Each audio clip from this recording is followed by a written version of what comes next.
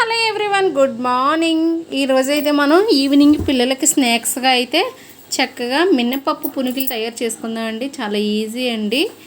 ఇవి ఎంత ఈజీయో మనం ఇడ్లీ పప్పు నానబెట్టుకొని ఒక 2 hours అయితే చక్కగా పిల్లలు స్కూల్ నుంచి వచ్చేటప్పుడు చక్కగా మనం చేసుకోవచ్చండి. చక్కగా పిల్లలకి మంచిది కూడా.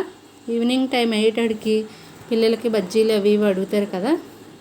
నేనైతే మినపప్పు నానబెట్టేసి 2 hours పప్పు అయితే ఆడేసుకున్నానండి. దానిలోకి చక్కగా ఆనియన్స్ చిన్న చిన్న ముక్కలుగా, మిర్చి చిన్న చిన్న ముక్కలుగా, కొత్తిమీర కూడా కొంచెం ఎక్కువ వేసుకుందామండి చిన్న చిన్న ముక్కలుగా, అల్లం కూడా చిన్న ముక్కలు కూడా కట్ చేసి వేసుకుందామండి. అల్లం సరిపడా సాల్ట్ అయితే వేసి అల్లం చిన్న ముక్కలు కట్ చేసి అల్లం కూడా యాడ్ చేసుకుందాం. చిన్న చిన్నగా మొత్తం అన్నీ కట్ చేసి కలిపేసుకుందామండి. మినపప్పు అయితే సాల్ట్ సరిపడా వేసి దీనిలోకి మనం పుట్నాల పప్పు చట్నీ అయితే చేసుకుంటున్నానండి. అదైతే టేస్ట్ బాగుంటుంది కాంబినేషను. చక్కగా మనకు పెద్ద పని కూడా ఉండదు, చాలా ఈజీగా అయిపోతుంది కదా. పుట్నాల పప్పు అంటే ఆల్రెడీ రోస్ట్ పప్పే కాబట్టి మనం మిర్చి కొంచెం అయితే చక్కగా వేపేసుకొని ఆయిల్లో చక్కగా మనకి వేగిపోయిన తర్వాత తీసి డైరెక్ట్ మిక్సీలోని పుట్నాల పప్పు మిర్చి యాడ్ చేసి మిక్సీ అయితే పట్టేసుకుందాం. మిక్సీ పట్టేస్తానండి. అవి చల్లారిపోగానే మిర్చి ఆయిల్ కూడా పెట్టేసాను. ఆయిల్ అయితే ఏడవుతూ ఉంటుంది. ఈలోగా నేనైతే మిక్సీ పట్టేస్తానండి. చట్నీకి పుట్నాల పప్పు యాడ్ చేశానండి. యాడ్ చేసి చక్కగా మిక్సీ పట్టేస్తానండి.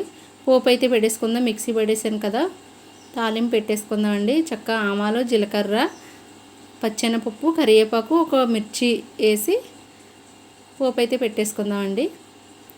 చూసారా, చట్నీ కూడా ఈజీగా అయిపోతుంది. ఈవినింగ్ స్నాక్స్కి పిల్లలకైతే ఈజీ ప్రాసెస్లో చేసుకోవచ్చండి. చక్కగా వాళ్ళకి టేస్టీగా ఈజీగానా. చూసారా, చట్నీ కూడా రెడీ అయిపోయింది. నాకైతే ఏముందండి, పుట్నాల పప్పు ఆల్రెడీ రోస్ట్ పప్పే కదా. చూసారా, ఆయిల్ అయితే వేడైపోయిందండి. మనం ఇలా మినపప్పు కలిపేసి పెట్టుకున్నాం. చిన్న చిన్న పునుకులుగా ఇలా చేతితో తీసేసుకోవచ్చండి. చక్కగా బాగా టేస్ట్ బాగుంటాయండి, చాలా బాగుంటాయి. మీరు ట్రై చేయండి. ఆనియన్స్ కొద్దిగా ఎక్కువ వేయాలండి, ఆనియన్స్ అయితే తక్కువ వేయకూడదు. ఈవినింగ్ టైంలో మనం బయట తిందామని పిల్లలు చాలా ఇదిగా అడుగుతూ ఉంటారు కదా. అలా మనం బయట తినుకుంటే ఎంతో ఈజీగా ఇంట్లోనే ఇలా సింపుల్గా మనం పునుగుల్లాగా అయితే రెడీ చేసుకోవచ్చండి. ఆ టేస్ట్ వస్తే మనకి మినపప్పు అన్నా కూడానండి ఓ 3-4 hours నానబెట్టేసుకుని సరిపోతుందండి పప్పు. చక్కగా మార్నింగ్ పిల్లలు స్కూల్కి వెళ్ళగానే పప్పు నానబెట్టేసి ఈవినింగ్ వాళ్ళు వచ్చేటడికి అయితే మనం చక్కగా వచ్చే టైంకి రెడీ చేసి పెట్టేసుకొని 10 నిమిషాలు వేసుకోవచ్చండి పప్పు ఆడేసుకొని చక్కగా.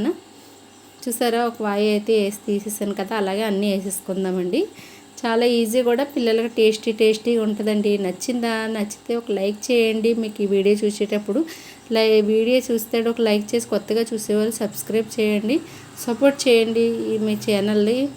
మా ఛానల్ని సపోర్ట్ చేయండి. ఒక లైక్ అయితే చేసి.